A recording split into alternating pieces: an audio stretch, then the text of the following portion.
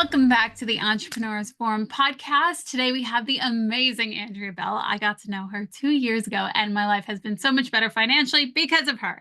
She is the owner of Profitability, and she's also the CEO of it, which is pretty awesome. And she transforms people's outlook on their finances, and that is absolutely why I love her. Hi, Andrea. Welcome. Hi. Well, hi. I'm like, it's so good to be here. I was like, welcome. I'm used to telling other people welcome too. But I'm so glad to be here. So Thank you so much for hanging out with us. So before we jump into the amazing things that you do, I like to rewind. How did you get into finances? Were you always financially savvy? Tell us about it. I loved like growing up, I always loved numbers. And so as I went into high school, I fell in love with all the business classes. Everyone else was taking like regular English, and I was taking business English and reading books like How to Win Friends and Influence People and Aw. The 1 Minute Manager. And I'd been obsessed more with business from day one, as opposed to just like accounting and finances. So I just loved Okay. business and decided accounting was like the perfect field just because it provided like a good mom career that was Oh, really wow. flexible if I chose to pursue a career path or if I chose to stay home with kiddos. And so I chose accounting, but then I worked at like a big company. It was called Flying J, and it's been bought out and purchased by a couple different things, but it was such a cool dynamic company. I got to work in their general ledger and see all the different things that we kind of like dream and aspire to do, like a yacht company and a private jet and all these Oh, different wow. like gaming companies and different things that were like hotels and restaurants and gas stations and everything that they were interested in and liked to do personally. They found a way to make it a business and make money doing it and rent out that yacht and, rent out those different things. And I just was so intrigued. And so it was a really cool first experience. But then to see like the inner workings of how all those numbers worked was just, I just loved it. I don't know. So That I is so became cool. obsessed pretty early. Oh my gosh, that is so cool. I was not a numbers person, and I remember hating numbers. And my dad would tell me when I was really little, we're going back like first, second grade when you're doing simple math stuff. I had said, when I grow up, I'm never using math. And he goes, Lenora, every time you look at a clock, every time you change the channel, every time you pay with money, you are going to use numbers. Get used to it. And I was like, oh, that's not fair. And oh my God, every single day. He's totally right. The man was totally right. So I love that you love numbers. Thank you for doing that because it's not my forte. When you were working in that company, did it give you a different perspective of how people, and it must have given you a different perspective of how people played with their money and gave you a totally different model of money entirely. Yeah, I think it was because now, like as we go into different classes and different things, they try and like go like bigger picture and kind of zoom in, like what do you actually want? And it was interesting because I was so young, like right out graduating out of college, like I didn't have any money to invest anything. And so I think it was really cool to see that picture of true generational wealth in the works. Like he started from nothing. Like he started one little tiny store, just a little hometown right outside of my town and like 30 minutes from here. And he started this little store and watching them grow. And even within the short time that I was there, how they grew and expanded. But it just was so interesting to see like this one man and his idea and his foresight changed the trajectory of that family forever. And now they're truly wealthy and have all these different things for their kids and stuff. But it was Yeah. fun to watch him.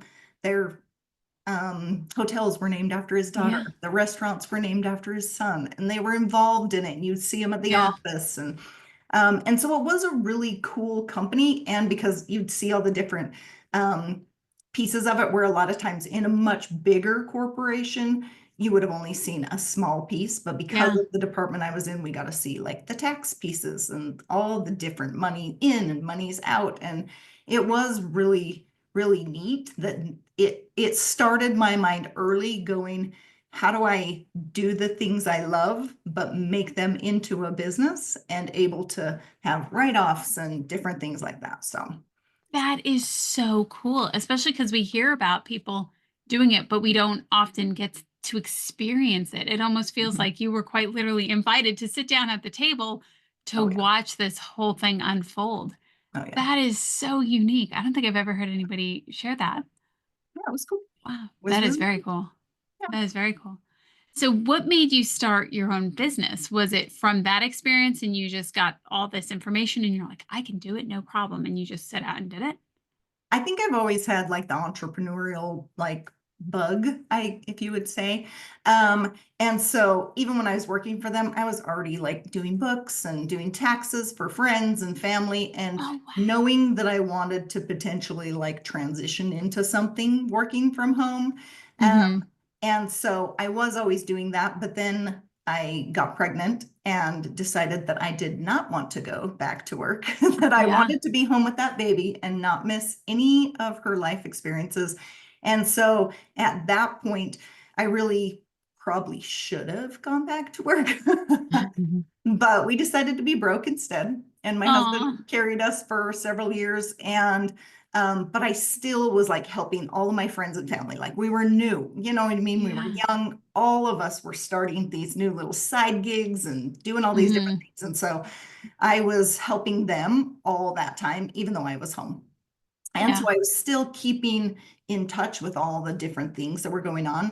And then because life is expensive and different things came up, then I'd be like, oh, I have this skill. I can just go do taxes during the tax season. And so I just Uh-huh. work during the tax season. And same thing, like intentionally knowing that I didn't want to go back and have no skills when I decided to go Mm-hmm. back to work. And so it just ended up working out perfect. And then I kind of became obsessed with taxes too, and Okay. seeing the impact that taxes had on businesses. Mm-hmm. And then as my kids started getting a little bit older, then I was like, crap, like just doing their taxes is not helping these business owners, you know? And so then I went back Mm-hmm. to my original days and I was like, there's so much more that's happening prior to that. And so selfishly, I wanted to just do taxes. And I did that for several years when I started my own business. And then I was like, Mm-hmm. just such a disservice to the business owners that Aw. they really need all the pieces of it. And that's kind of what Wow. I thought of when we were talking about like, what could we talk about today? Like, I was like, Yeah. where do people start? Like, what's that Yeah. first step? Like, tax strategies and all those different things are like fun and exciting, but there's so many businesses that just aren't even making enough money to worry about the tax strategies. They're like, I Mm-hmm. just need to figure out what's going on in my business to be successful and to grow and scale. And so I would think most businesses go through three different stages. Like it's just Okay. initially like just the tracking, the bookkeeping, the getting that information in a organized place so you can make Mm-hmm. good educated decisions on what's going on in your business. So having an accountant or an accounting software is so important in those early stages because that's one of the biggest reasons that I watch businesses fail is that Aw. they work so hard, they're so excited, they've started this new business and they're making money, but they just didn't track it. So the money was going out Okay. faster than what they were bringing it in, even Yeah. though they were killing themselves. And that was the part that like broke my heart because I Yeah. love business owners. Like I am a Yeah. business owner. My husband has multiple businesses. Like I love watching people chase the American dream, you know? Yeah. And so to watch people come in just at tax time and be so discouraged with how on earth could I owe so much money when there's nothing left in my checking account? Like I've Yeah. used it all to survive throughout the year, you know? Yeah. And it's heartbreaking because we start our businesses not just to pursue like goals and ambitions. We start our businesses because we want to provide a better life for our Yeah. family. We want to provide better, you know, whether that may be more money or more time with our kids. You know, that's kind of why my husband and I pursued it even more is that we saw the freedom in doing it ourselves instead of Yeah. being tied to the 9 to 5 and working for someone else. And Completely. so I totally resonate with that journey of like a Yeah. business owner of I can see what they're trying to accomplish. And I'm Yeah. like, oh you're just missing a piece. Like everybody gets Yeah. so excited about marketing and sales and all these different strategies, but one of the most important pieces is the accounting of it, like Yeah. tracking it and knowing what's actually happening in your business instead of kind of flying by the seat of your pants. And so Hmm. it's nobody wants to pay for it. Nobody really wants to talk about it, but it just Very much is so. Yeah. so important that you can do it yourself. Yeah. But I know the biggest thing about that we talk about among our circle is being the architect. And you Yeah. can't be the architect if you're stuck down in the weeds of your numbers and Very much being so. something you're not necessarily um, I don't know, want to say good at. Yeah, probably. You're probably not necessarily good at it. It's not an effective use of your time. Hmm. I would say, even though, again, not like a plug for me, but just as like the first thing to hire out would be like get that accounting piece out of the way. Let somebody else enter the numbers. They're just Yeah. numbers to me. There's no Yeah. emotional Oh, attachment to those attachment. numbers Yeah. where when I do it on my own or with my husband, like I know the exact thing that other people are feeling. Like there's an Yeah. emotional energy tied to each transaction. Like, why did I do that? Was that worth it? Is that going to Hmm. pay any dividends? Where when you have somebody else do it, it's just data. It's just Yeah. that you're putting it in, you're getting a report, and then you can analyze it. So then the business owner can step back and go, Hmm. wow, like I need to do something different. You can analyze it from a different place than that emotional data entry place Yeah. that's hard for people. And so that's what we like to really just help with, that stress part of it, the burden of the books, avoiding them because you don't want to know Hmm. what's in there. And so that's kind I of, could definitely understand that. we get That excited about helping Yeah. that. It's so funny that you said that because there were plenty of times where, as I was starting a business, and this is not my first one, I used to have a baking business, and Mhm. my husband was like, Lenora, you got to track stuff. He would say, I'm not a business person, but I know enough that you need to track things better and you have to figure it out. And that was something that was a big cause of stress for us until I really came to it and said, this was before I had met you, going, all right, now I need a tax person. And thankfully I was in BNI, and BNI at the time Yeah. had plenty of people that Yep. were all going to the same tax guy. And I'm like, oh, I have a tax person now. It just Yeah. resolved so many problems. But I think the big thing was Yeah. I didn't know who to go to. I didn't know who to Mhm. trust. And I knew enough to think TurboTax isn't going to do it. And I don't know which is a H&R Block. I don't know those people. If Mhm. I had gone to a local person, that was a really, really big step, even though now it looks like that was just such a little thing. At the time, it was a huge thing because you're right. Big. There's Yeah. so many emotions tied into it. Yeah, Mhm. absolutely. Yeah. What, Yeah. I love that you said one of the first things you would do would be hire an accountant. Yeah.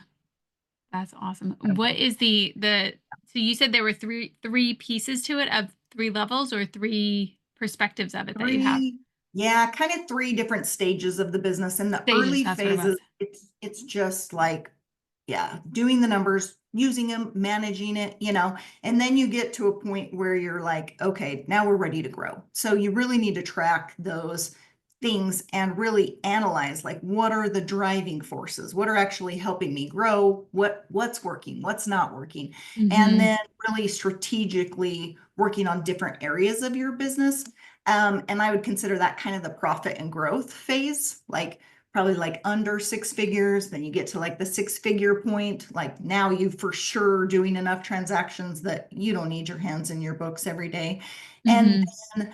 then strategically after that, then it's like scale to sell. Like that's kind of all of our ultimate goal is we want the Nice. financial freedom. We want either the For freedom to sure. say, like, we're going to pass it off to our kids. We need it to be Mhm. profitable enough that they're going to make a good living when we do pass it off to them. Or is our business in a position that is financially stable enough to to Yeah. sell, like that it's Yeah. attractive to someone else?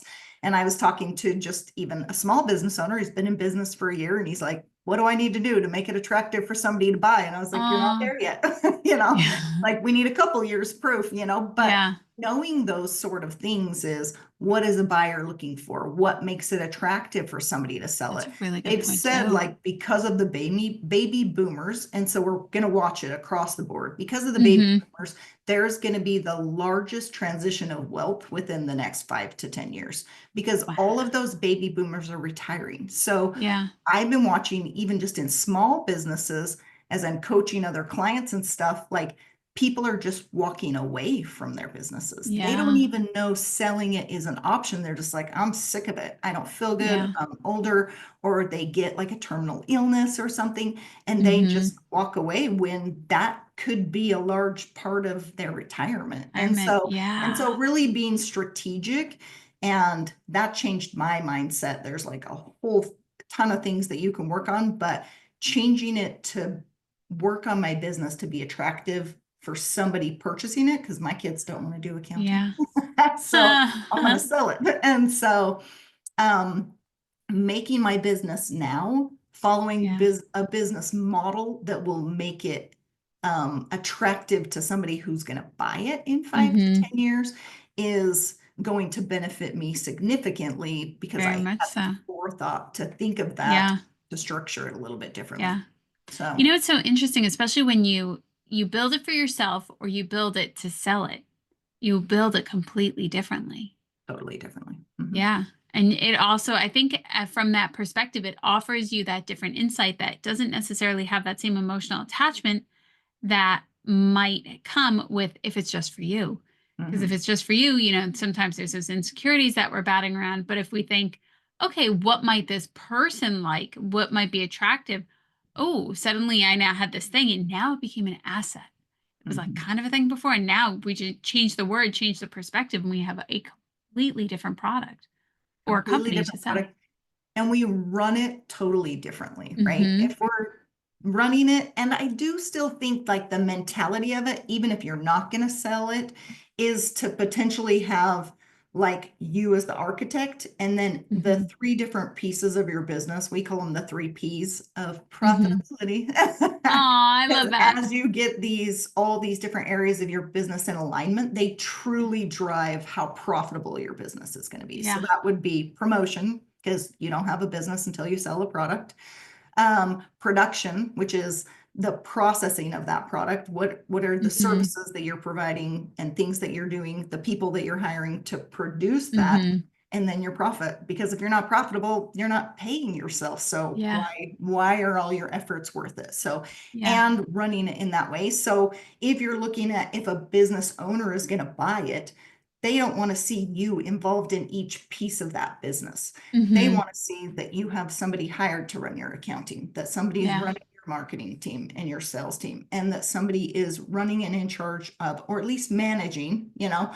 your production team. So that if something were to happen to that owner in the Mm-hmm. interim of them selling it, they know that business is still going to be a viable Yeah. business. And ideally, we did it again for financial freedom and time freedom. Ideally, if you structure it right, and I've done that over the last Mm-hmm. several years, then you can go on vacation and have a Yeah. blast and not take that dumb computer at work the whole time you're on vacation. And so I Huge think just difference. even the mindset of structuring it like that, even if you Mm-hmm. never intend to sell it, will drive you to create a business that's much more enjoyable. Like Yeah. that's just not going to burn you out. That's going to give you time and freedom, and that'll happen Mm-hmm. slowly. But if you can replace pieces of that business eventually with somebody else who's managing it and overseeing it, you're going Yeah. to find so much more peace and joy in your business. And I know that from firsthand experience, from Yeah. not doing That it I don't doubt that you know that from firsthand and experience. running That's around like awesome. crazy. So Wow. yeah. Very, very cool. I love that you help people like that in that way. How did you, oh my God, there are so many beautiful pieces of information. How would somebody decide with their business to navigate over to you? Because I'm sure you've had plenty of people say, this isn't working out. Can I come over here to you? Can you help me with this? How do you know that, or what is it that they're talking about that they're sharing with you going, this is a problem for me? And you're like, no problem. I got this. Let's look at this together. Because especially your approach is so personable.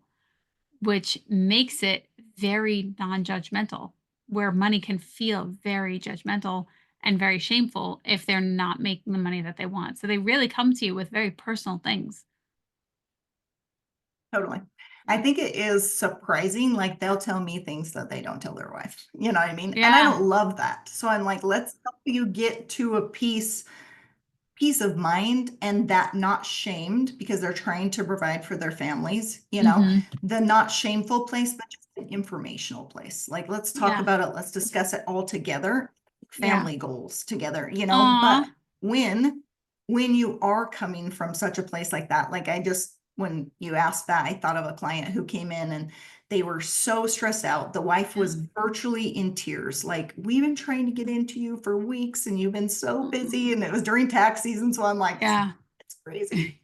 We've been and just discussing, going through, and we didn't do anything. We didn't get any work done that day. They just told me where they were Yeah. tax wise. They had several years that were past due. They thought their accountant had been doing it and they weren't. Yeah. They needed to get caught up on their books. They just talking about it, they were like, I cannot believe, and really physically, like they were like, oh my gosh, Oh, like so yeah. stressed out, upset, like just it was so sad to see Yeah. that they had been losing sleep, losing all of this like Yeah. energy that they could have been driving into their growing their business just in the Yeah. unknown. Like, I In the don't worry, know, we're yeah. gonna owe so much. And Yeah. and it was so interesting when they left, they were like, I feel like a burden has been It lifted. was They like were it felt like you were a counselor feel or so much yeah. better just having somebody who's going to be in this with us. Like, Yeah. we don't know what we don't know, and that Mhm. and it doesn't stress you out. Because I'm like, that's not a big deal. Like, we'll get those Mhm. filed, let's get you caught up with your books, and there are costs associated with that. But the peace of mind, they were like, we don't even care, Yeah. like, we just need your help. And we can't do it on our own. And so Yeah. knowing that, like I was like, that was interesting. Like, we didn't Aw. do any work yet, but Yeah. then just having somebody in their corner For um, sure. to help them navigate through the stressful parts of things that they Oh, didn't yeah. and I thought that was so interesting. I loved that. Yeah. I love to be that piece. And sometimes it's just like, it's not even like a negative emotion. It's like there was a client a couple months ago and he signed up and was working with us with our tax strategy Mhm. program. And I was like messing with a bunch of numbers and sending him a bunch of things that I thought he could do, like assets he could invest in or other products that he could invest in that would give him some tax savings.